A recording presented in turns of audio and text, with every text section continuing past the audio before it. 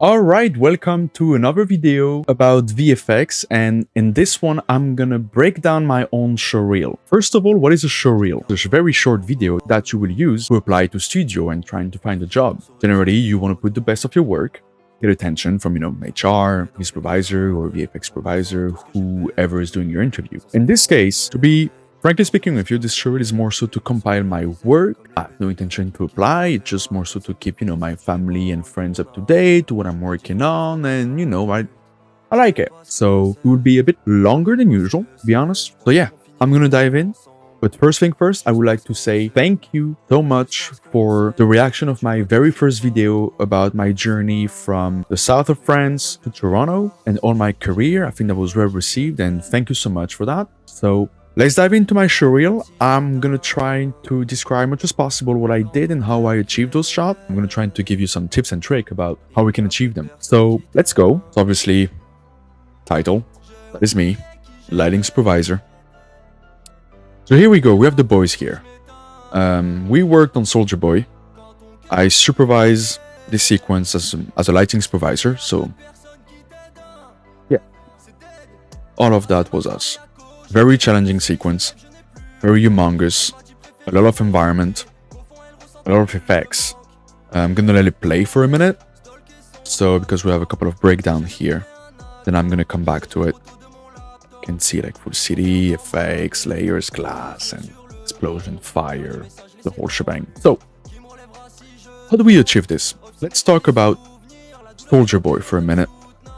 So Soldier Boy here have an armor that illuminates. I don't know if you watch the show, but he can actually like beam people and burn them, destroy them, kill them. Sorry, spoiler alert. So guess what? The armor in here is actually full CG. This is full CG. The second illuminates it, we have obviously lights here getting constrained. Why? Because, it needs to interact with what's around them. If there is any CG element or whatever, but even like his armor needs to illuminate. So we have a light here. So how we made this? Well, we made the first armor that matched with actually what he was wearing. And we made the second one that will be looking more molten, more burned, that we will render and blend the both of it in compositing and animate when it's actually illuminated to make it feel as if it comes from inside, Like you can see it's deeper here and here. It doesn't just illuminate and the whole armor just glow like this. You want to make it feel like it comes deep down from his chest. So that's how we achieved it. You can see you can see a bit later in the breakdown of the shot here before he jumped with Queen Maeve, which is actually here. Where is it? Come on, show you some. There you go. So that's what he was wearing on set. You can see those little LED. Obviously, you want this to interact with the actor and even the actress, the stunt woman. I don't know if that was a stunt or the actually queen, like the actress Dominic. So even for here, you can see we built the whole Vote Tower room, but also what's behind it, New York. So full CG shot. You can see full CG double at the end. They don't break glass for real, obviously. CG environment, explosion, effects, reflection, the whole shebang, right? You need to do the reflection of here with this explosion. Yeah, that was pretty interesting to do. So quickly explain my job as a lighting supervisor is to make sure that first, lighting looks good, but also coordinate with the other department, because lighting in general received stuff from layout, animation, effects, sometimes a little bit of comp. Sometimes we have to deal with DMP. Like we kind of in sandwich between everyone. Comp obviously received all the things. They're at the bottom of us. So my job is trying to coordinate and have a plan of attack to how we're going to achieve this. And I think it worked pretty well. I love this shot. Okay. Moonhaven. So Moonhaven here was a sci-fi show made for EMC+. Then I also lighting supervised here. You will see the title at the bottom left here. So what happened here? I'm going to start with this shot, for example. Well, this one is not simple as you think. Why? Because we have CG water. Like I'll say, this is the plate. The plate, it's the footage that they shot. And she was obviously in a lake or water. Or, I mean, she was in water for sure. This thing here, from this to this, CG. So you have to blend CG water with real water. What does that involve? Make sure your sim have the right speed, the right amount of ripple, having your lighting proper, making sure you match the same highlight as we have on the set here. So we did a couple of them like this. Obviously, I think it works pretty well, pretty seamless. This is a ship, good environment, water for most of it, CG. Here she is. It's the only thing real. In this shot here, well, same. This is plate. This is actually an airport, I think. And those things here and here, CG with, I think, GMP Sky. Boom. So let's erase this. And then we have this environment that it's pretty much across the whole season. So we have buildings around, and this tower here that I think we used to call this the spire was made of glass and some color variation like a prism. So the challenge with this asset was to make it react with your lights. You wanted to see some color variation through it and how to achieve this. So I used some procedural shading with some ramp and different color variation, obviously playing with some refraction values, and this is how it looks. That was nice to do. I love doing those look development tasks, to be honest. It's so creative, like, and you always learn new technique and how to approach it. And I love that it's such a creative process that you can, sometimes even talk with colleagues. And that's what I did with this one, for example. I was like, trying to tackle it, doing my shaders, and I was like, one of my friends that I work with, and I'm like, hey, like, how would you do this? Here's what I started with. Like, do you have any idea? And it's like, yeah, maybe try this, maybe try that. And I love that it's such a collaborative thing. Like, I want to hammer this for those who are watching this video. This job in general, like, it is, when you work in studio, you need to be extra communicative, supporting to each other, and work together. So let's move on to Wednesday. So you might see this little scorpion here, very close up. So we have to make sure that holds up. And the lighting also holds up. Here's the thing. Little fight here. I can't remember his name to this guy. So let's talk about the scorpion for a minute. So we need to make sure that the texture of our scorpion and the look, even the animation, is as realistic as possible. Because we knew we were going to see that little bad boy very close up. So here we are. Well, how you approach this. Well, you get your first layout and you put your scorpions in, you do your little lighting here, and maybe you send it back to look dev, you tweak it back again, you send it back to me, doing my lighting. I actually lit the sequence of the scorpion. And well, I think it looks good. And now let's talk about this for a minute. That's gonna be my little statement. So, before anything else, big kudos to the actor who actually played the thing. He was phenomenal, had the chance to see the plates, before we remove him and stuff, and that was pretty amazing. And I watched the show and I liked it. Like, you believe it, right? But hear me out for a minute. I kept reading everywhere in interviews, like, it was fully practical, it was great. Sorry to tell you, if this is in my showreel, it means there is CG involved. And I don't understand why people overall are, trying to put down the CG side of it. Which is, to me, for example, this is the best of both worlds. You use the best of the practical and you use the best of the CG. Why? Because this part here, it's CG. And I'm sorry. It's challenging because you have to match the skin tone, the animation, the lighting. There is suitcase going all around. There is reflection from the ground. Like, you need to match it. And obviously, personally, I'm all for practical. If you can do something practical on set, please do it. It's great, like, it will be more authentic, but I don't understand why people need to hide there is some CG in it. There is other shot that the hand is actually full CG. I can tell you, like, when the hand is, I believe, in the water, it's full CG. When it's in the car at the beginning of the season, it's full CG. It's full CG because, well, you don't want to put your actor in danger or at any risk, right? But, yeah, I'm sorry, guys. There is some CG in it. Sorry to break it to you. Same with this shot. You can see there is like tons of breakdown online. Like even here. Well, CG blade, smoke, fire. That's a really cool sequence. So yeah, that was it for Wednesday. So now let's jump on Poker Face. It's a TV show made from Ryan Johnson. It's a murder mystery show. I really liked it. I watched it and I had a really great time. It's a murder mystery show. If you like Glass Onion, you're gonna definitely like this. And there is some CG in it. Let's start with this one, for example. To me, this is the best raid Day for Night. That was shot maybe on, on 2 p.m. During the day. We had to add some snow, car lights on the ground, in the back. That's what, to me, they're like the invisible CGI and visual effects. Like, people might be like, oh, okay, yeah, just drive during the night. I'm like, well, guess what? No, that was during the day. Sorry. And I think it works pretty well. Same here, we have like snow everywhere, CG car,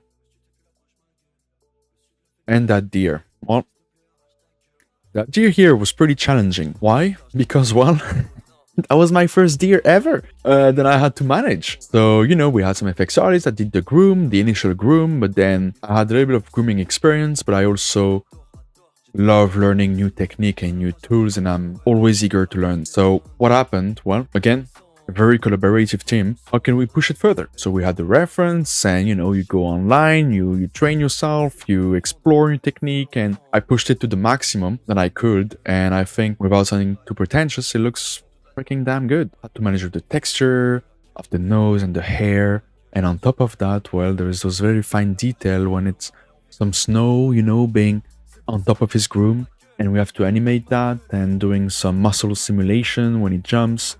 It's not the only shot there is a couple of them, and I'm not gonna put them all. But yeah, that forces you to look at reference, like how a deer move, what the eyes of a deer look like. Have you ever looked at it? Like, when you work in the VFX and you're doing live action and you want to make it feel it's real, big advice that I give to everyone: look at reference.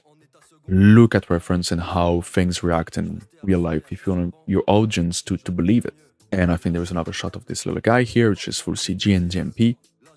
Oh, sorry, I'm gonna go back here in a second.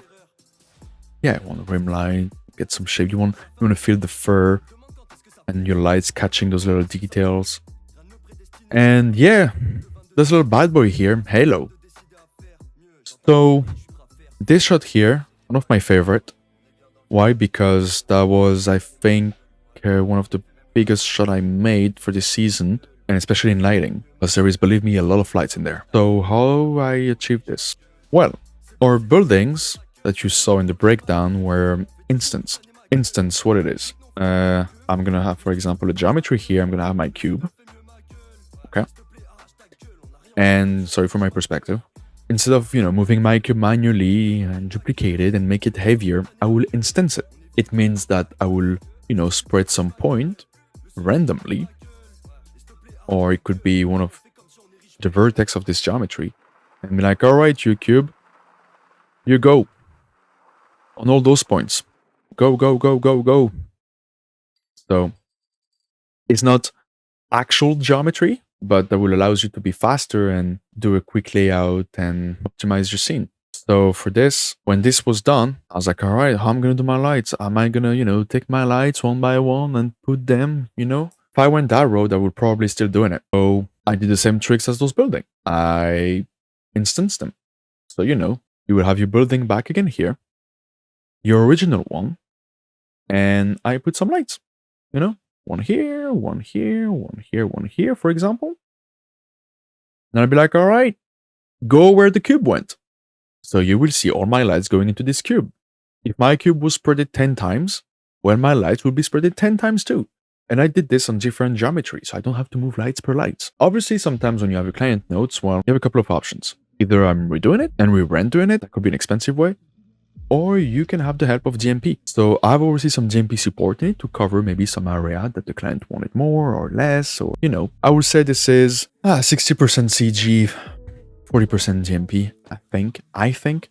My bad, and I'm sorry if I missed it, but this is full CG, there is no GMP in here, I believe. Yeah. This shot here. This little bad boy.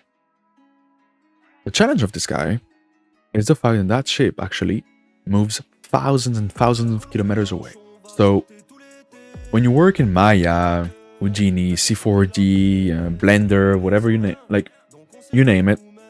When you open your scene, well, what's in there? You have the center of the world, 0. You know, you have Y, Z, X. Where's my Z? Come on, there you go. My Z. When your object is very far away from the center of the world, your displacement can go for a toss. So what's your displacement? Your displacement, it's a map that will give you a 3D displacement on your geometry. Like more bump, more details that will actually be real in comparison to a 2D bump. 2D bump, for example, what is it? Well, imagine I have a wall here, okay? And then I have a brick, right? And let's say with my camera angle, my brick will have some perspective, correct? Let's pretend I'm kind of like this. Now, let's pretend I'm gonna go this way, very sideways. Okay, profile. Well, my cube here, my little brick, will be flat. If I use a displacement map, my brick will be actually out. For real, this time. So 2D can be used, 2D bump could be used actually, you know, from far away, or when you're sure your camera doesn't move too much, and it's also cheap. But your displacement, when it's far away from the origin, it can jitter. So how do we fix it? Knowing that I have a plate, that my animation is approved, and I realized that during the rendering part. Well, then you start thinking, sometimes outside of the box. You're like, alright, can I, what if my ship is actually not moving? What if my ship stays static and I'm using the camera to feed this? Would it be possible? And people around me are like, yeah, we can extract those values, you know, from your chip and put this in the camera. That will solve your displacement issue. I'm like, all right, let's do it. So we did it, and my ship is actually not moving. The part that you need to keep is the camera motion blur, because without that, then it looks fake. The joke is getting caught. So this shot here, well, this one, challenging in terms of lighting. Why? Because everything needs to be backlit. You see, I have a light here, one here, one here, I have a little here, a little details here, this guy here, there too, there too. It doesn't make sense. Like, this one should be in the dark, but it's still having some light information. So we're not doing a space documentary. We want to make the shot looking cool. So we backlit everything, which is a technique getting used mostly in features. That's what we did. We also wanted to keep the attention of this guy. Like when you do lighting, there is also some storytelling behind it. You want your eyes to focus on this guy. In the story, he's trying to escape, I think, some guys, and he's going through an asteroid field. So the goal is to make it interesting all along the way. So even here, you can see my ship is in the dark, but not entirely in the dark. You can see there is some lights around. And I'm like, okay, I'm still doing this. It flies between asteroids and I need to keep some lights in it. And I can't take the risk to, you know, wait for render to come out and see if my lights are actually gonna be carried over it, over the whole frame range. So, well, I constrain the light on top of it. That keeps moving my ship. And I will enable or disable when I want it. So I know it's still there no matter what. So, you know, if they're like, hey, between this rim and this rim, I would like a little rim on this ship. I'm like, well, there you go. I have it. So that saved my life. So yeah, that was fun to do. It's nice because I literally push your creativity and how to achieve those things. And I love it. Same with here, same environment of this huge asteroid. And this one full CG, new ship, environment, dust, thrusters. Lighting on this is pretty simple. Obviously some HDRI, and I think my key, if I'm not mistaken, is around here. I might have a fill light here in front of the camera just to make sure this is never getting too dark. You want always to keep some details. So yeah, that's it for Halo. So let's keep on going, and we have Monster Hunter. So Monster Hunter, challenging because it's very effects heavy. Like there is a lot of destruction, simulation, smoke, fire, sand, particles, smoke, like probably said that 10 times already. Yeah, like simulation, deformation. Yeah, that was pretty heavy, especially when you deal with like particles. Shot like this, for example. Whoop. Well, let me tell you, it's a lot of particles. A lot. And my render time was going up the roof. And I had to get it right. And, you know, sometimes more sand, less sand, more sand. All those notes, you know. I'm like, all right, okay. And trying to keep up and trying to, you know, get something out of the farm pretty quick to show to people, right? Like the result. So yeah, these are mostly full CG shot.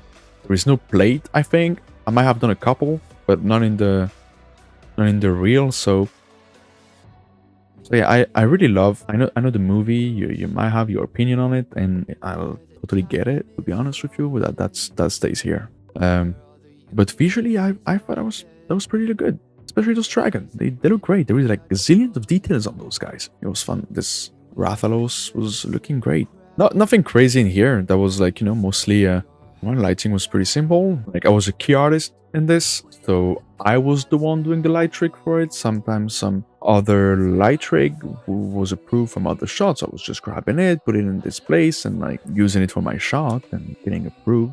The challenging part was more the technical, like, you know, how to, like the smoke, the explosion interaction, the dragon, all those things, making sure you rendered. I think we were using also some different render engine, so you have to make sure they both assemble properly.